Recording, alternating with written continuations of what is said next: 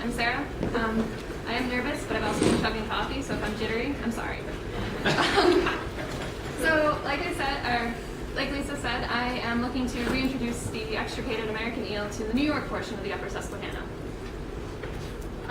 So we've had a lot of talks on the American eel already, but the basics are it's a catadromous species that the entire population breeds in the Sargasso. So American eel from Canada all the way down to Mexico go to this one specific area in the Atlantic Ocean to breed.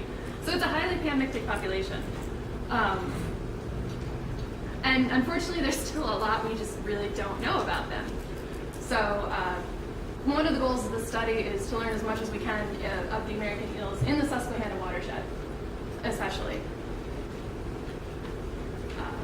And again, we've gone over this, but the American eel has a lot of names. One person can be talking about the same eel using 5 different names, theoretically. So they start off as a yellow one, that would be it. They start off as leptocephali, which are planktonic and just kind of drift around on the currents after they hatch out in the Sargasso Sea. And then eventually, once they start heading into freshwater, they become these little glass eels, which are a bit more eel-like in what you expect to see. And as they mature, they gain pigment and become elvers, and they're the ones who make the push upstream into the freshwater habitat. Then they become yellow eels, which are definitely a lot more eel-like, but still not fully mature. And when they are fully mature, they become silver eels. And then they make their way down out to the Sargasso Sea, breed, and then unfortunately they die. So it's highly variable, the pigmentation between these two. You can be looking at a yellow eel, but it can be more silver than it is yellow, and vice versa. So it's kind of sometimes hard to tell what you have just by coloration, even though the name can be a little confusing. So the first big obstacle that the eels in the Susquehanna have is this. This is the Coney Dam. It's been in operation for nearly 100 years, and it's 90 feet tall. So little tiny glass eels are not scriggling their way up that, unfortunately. And this and other dams in the Susquehanna have basically led to the extirpation of the American eel in the Susquehanna. Like Lisa said, in the Hudson, you can go, you'll find dozens. In the Delaware, again, you'll find dozens. Susquehanna, it's a really big deal when we just found one. So it really highlights the plight of this species in the Susquehanna watershed. And it's not just the Coney Dam. There are other dams that can be a serious impediment to these eels as well. I think it was said yesterday, 90% of eels, when they hit up not even that big of a dam, cannot make it over.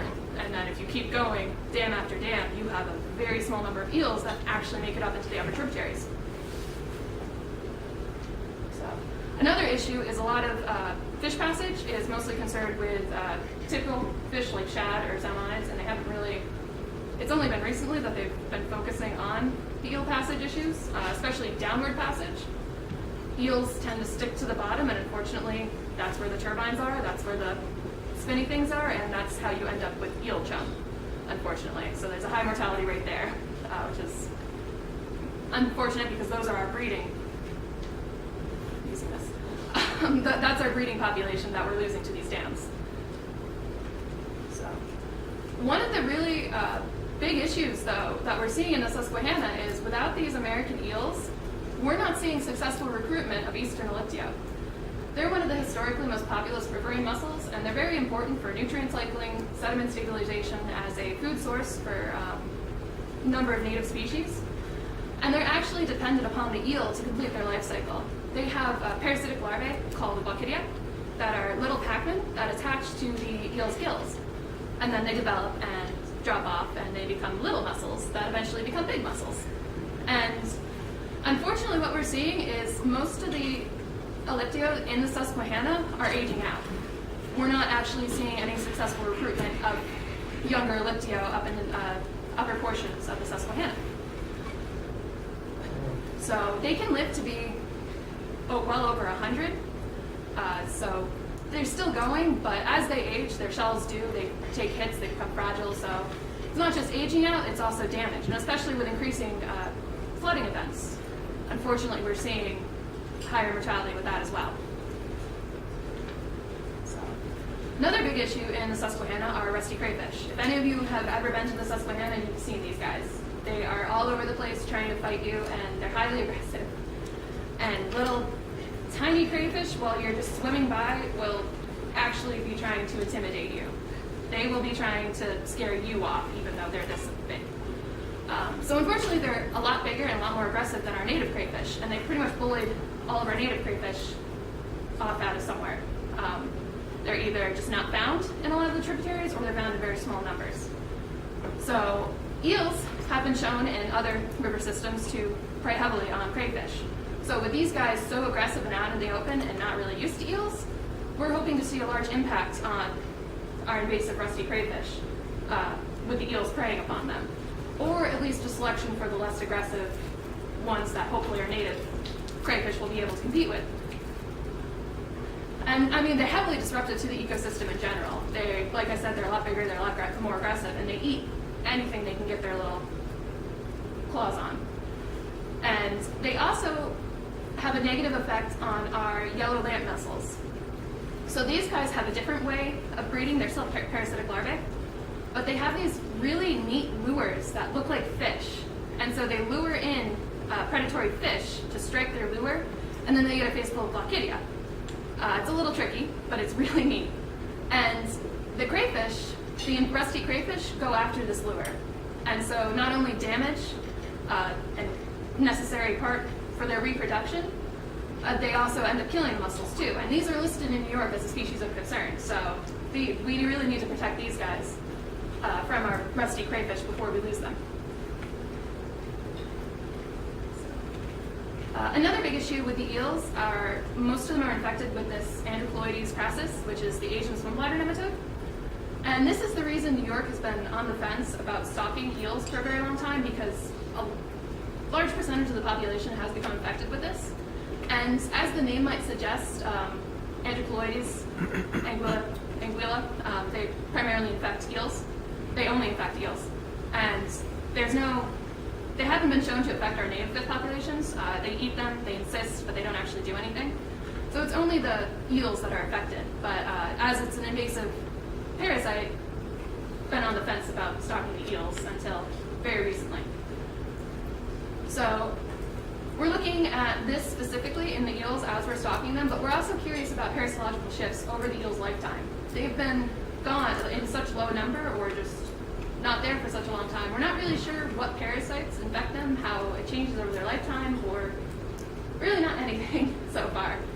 So we're hoping to get a better understanding of parasites in Native American eels.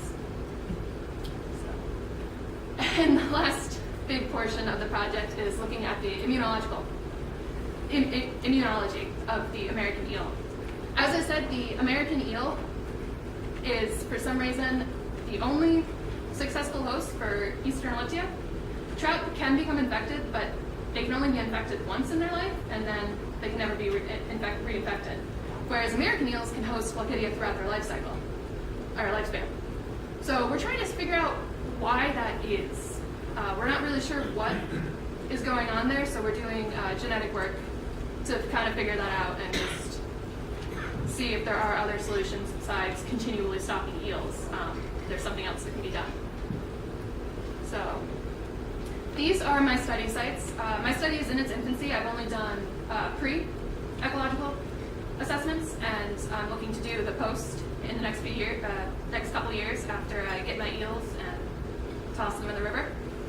So they're a bit spread out, but we had 12 sites we were supposed to survey, only got to 11 because it was a very, very rainy previous summer. And basically we just went around and off of a previous paper that had done mussel surveys in these areas, we went back and we checked to make sure these eastern elliptio beds were still there. And unfortunately at two of our sites, in the Unadilla and Atsalic, sorry, there were no eastern elliptio that we could find. There were 5 eastern elliptio in the Unadilla compared to nearly 500 dead. So that kind of helps illustrate the problem. There are other underlying issues besides the lack of American eels there, but it highlights the problem that we are losing these at an unsustainable rate. So most of the other sites had good elliptio populations we were excited for. We were also looking for yellow lamp mussels and didn't find as many as we would like, but there is one site in the butternut that we found quite a few. So this is my crayfish data. The blue is the invasive rusty, and then you have baritone and, I always butcher the name, Proquinus. Those are our two native species. So looking at this graph, you can see of the sites we surveyed for crayfish, only this is the butternut. Only one of them had native crayfish. Everything else is rusty crayfish, unfortunately, which is what we kind of expect. These are the sites we electrofished looking for the eels, and unfortunately we only found a single specimen up here. Not really sure how he got there. Seems very unlikely he got there by himself. But up and down, and that's the only eel we found. So this is just to show diversity. I know it's kind of hard to read. It's like we were saying yesterday, one of those obligatory graphs with small graphics that you can't actually read. But it just helps to highlight diversity in some of these sites. Like one of the ones we're really excited about is butternut. And for some reason, there's a lot of sculpin in Charlotte Creek, which also has the highest density of crayfish. Not sure if it's related, but there's a ton. So we're gonna be looking at this more and look at fish population changes after the reintroduction of the American eel. So, any questions?